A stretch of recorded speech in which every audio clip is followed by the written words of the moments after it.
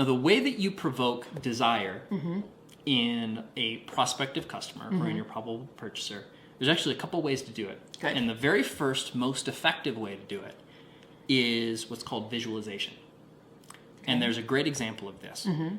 If you've ever gone shopping for a car, walk onto the lot of a car dealership, the salesperson who is working with you has one objective as soon as you walk onto that lot, and that is to get you into the driver's seat of a car and out on a test drive. Okay. Why do they do that? What's the big deal about a test drive?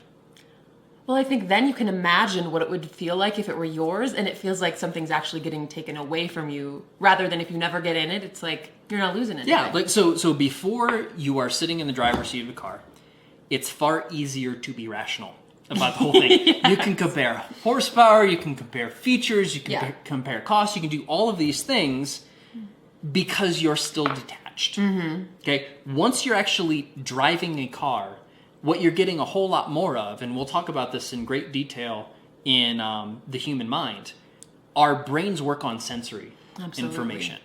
And so, the standing in the lot of the dealership is kind of a low sensory experience. So you can be very rational about this stuff. Actually driving the car, you start to feel the acceleration. You can feel the seats. You can experience the handling. Absolutely. You can, look at the interior of the car. And you start to, and this is a process called mental simulation, you start envisioning what your life is going to be like. Absolutely. When you've bought the car. So you can experience, the envy that your neighbors will have as you drive this, shiny new vehicle into your drive. All of those things, you start to visualize what this means. Yeah. Or how it could benefit you, or what it's going to be good in your life for. And that's the point. The visualization process is the point at which you stop rationalizing or analyzing, and you start wanting. Yeah. And the more you start wanting, the higher the probability that you're actually going to buy it. Yeah. Which is why you should, if you have a hard limit on, the most expensive vehicle that you can purchase, you should not test drive anything that's beyond that point, because you're going to start figuring out how to buy it. Exactly.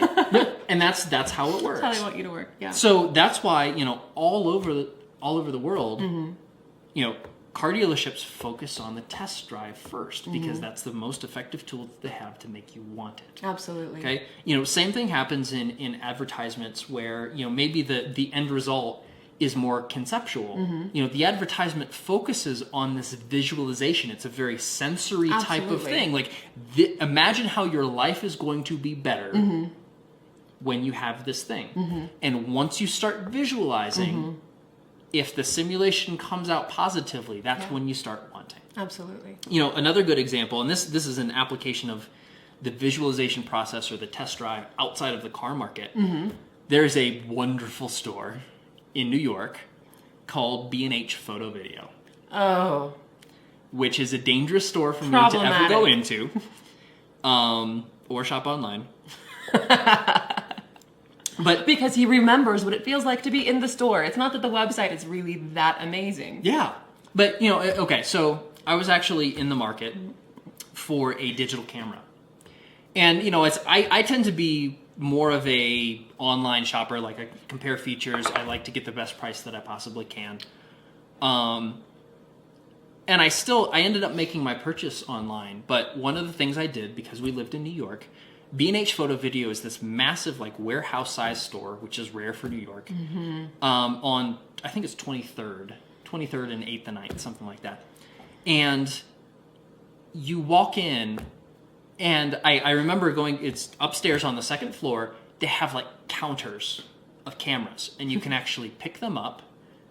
All of them. So, sometimes you go into a Best Buy or something and they have a couple and, they're screwed onto the thing. Yeah, the expensive ones are in the cases and whatever. You can actually, pick up these multi-$1,000 cameras and lenses and you can play with them. And I remember, I was picking up a particular Canon camera that I was interested in at the time, with a really nice lens, and I was playing with the feature that lets you shoot rapid fire images. And just the sensory experience of actually holding this camera and pointing it and holding down the trigger and seeing it go and hearing the clicks is like, oh, this is really cool. So guess what we have now? Right, we got it. And part of it was like being able to. Well, I actually bought a Nikon, so I. But it does that clicky thing. Yeah, it does the clicky thing, which is really cool. And it's by experiencing it. Absolutely. I was able to visualize how much better my photography would be, as abstract a term as that is. It's like, this would be a really wonderful thing to have in my life. And at that, like, I was sitting at the counter and it's like, holy cow, I want one. Whereas before I was like, oh yeah, it would be really nice. Like, I could see the benefits of having these features, and I'm like playing with this camera. It's like, I want one bad. So the more you can help your prospective customers actually visualize what the end result will be, and a wonderful way to do that is a test drive, if that's possible. Yes.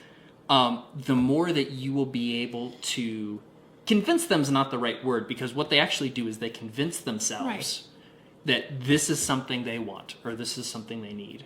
And so the more that you can help your customers visualize. And visualization is all about sensory data. So you're having them experience as much sensory information as they can. That goes a really long way to making your customers, or helping your customers convince themselves that they want what you have to offer. Yeah, I have to apologize to all of you out there that most of my examples come from the bridal salon, but one quick thing. Yeah. We, besides selling gowns, we also sold accessories, and I have to tell you, if a girl was not in the dress, even her sample dress, our close rate was probably like 50% on accessories.